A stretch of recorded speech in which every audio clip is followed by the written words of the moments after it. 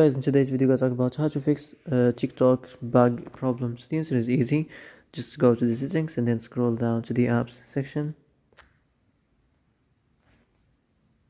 and then go to the search and search TikTok, and then go to the storage, and here you will find this clear cache option. Click on it. Now you can go check it if it worked. If it didn't, you can try to restart your phone or turn the Wi-Fi off and on or the Bluetooth off and on.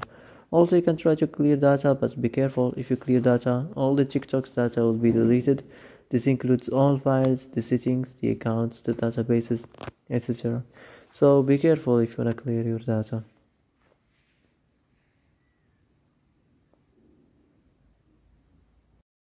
So that's it for today's video. I hope this is the answer you've been looking for. And if you like this video, don't forget to like and subscribe, and see you in the next video.